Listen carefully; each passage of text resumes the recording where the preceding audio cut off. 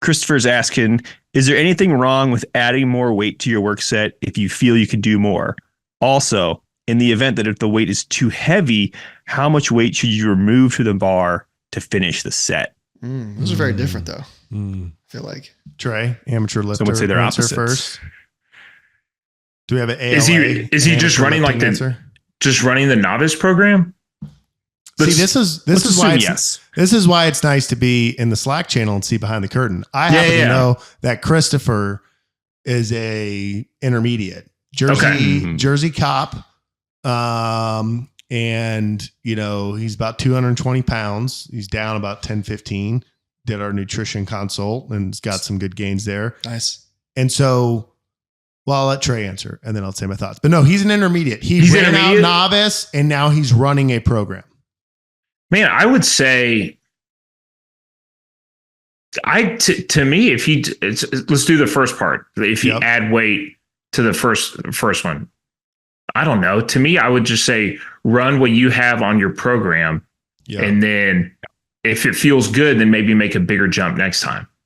Yeah, I think that's good advice. I mean, I think that the big thing for intermediate programming, right? So people want to beat up starting strength because, you can't just add 5 pounds forever. No, you can't.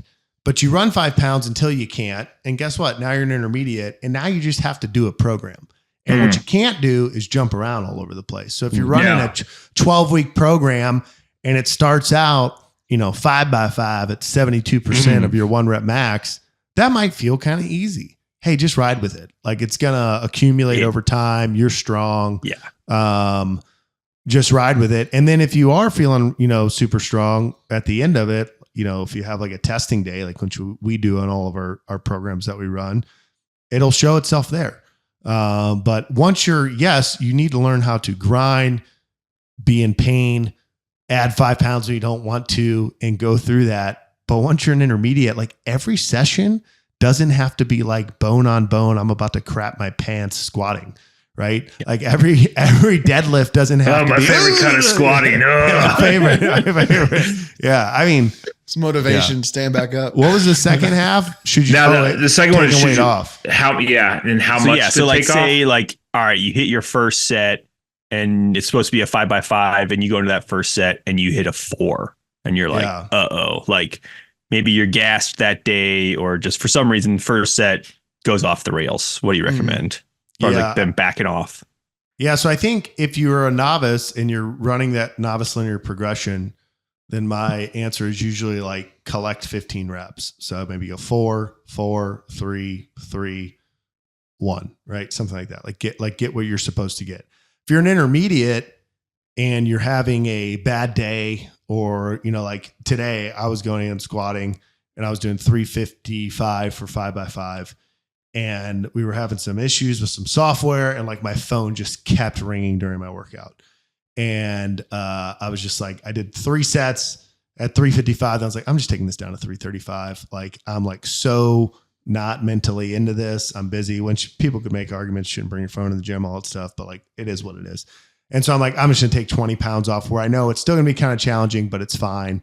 I don't think there's any hard, fast rule on like how much to take off if it's hard. But I think at the end of the day, if you've ever run some type of linear progression, you know what hard feels like. And if you want weight training to produce an impact in results, it has to be hard. And so if you do a top set and it totally gasses you and you didn't sleep last night because you have 2 new twins, Ray and Joy, and they were screaming all night and you're exhausted. Hey, I'm going to do my back. I'm going to do 2 back off sets. What did you do your top set at? 335. Okay. 300 is still going to be hard, but it's also like, you're not going to be like, can I do this? Can I not? I mean, I think, it's still got to be difficult. Like it still has to be difficult, but every rep 5, especially if you're a recreational lifter lifting just for general health, you're not prepping for a powerlifting meet.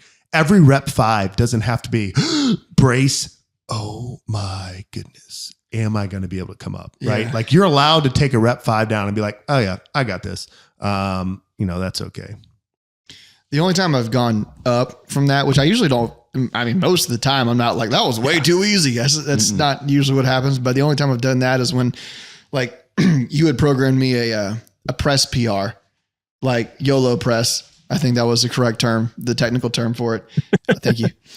And I hit it and I was like, dude, I think that wasn't a PR. I think that was like, I got more in the tank and I rested some time and ended up, I just added 5 pounds to it and hit that too. But that was like a rare circumstance.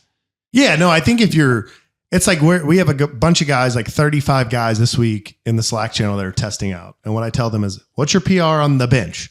Trey says it's 240. Warm up and do 245. Make a baby PR. Yeah. If it takes you 12 seconds to press that thing off your chest, you're done. If it went fast, I don't know. Like, I'm not there with you, but maybe make a 5 pound jump. Maybe make a 10 pound jump. Let's say make a 5 pound jump. Do 250.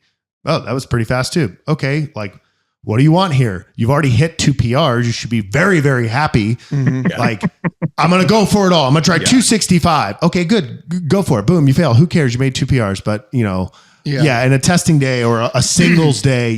For sure. Especially as an intermediate. I mean, I've had days where I've been pressing. It's like, okay, I'm supposed to do whatever, 230 on the press. Woo. And I do. I'm like, man, that feels good.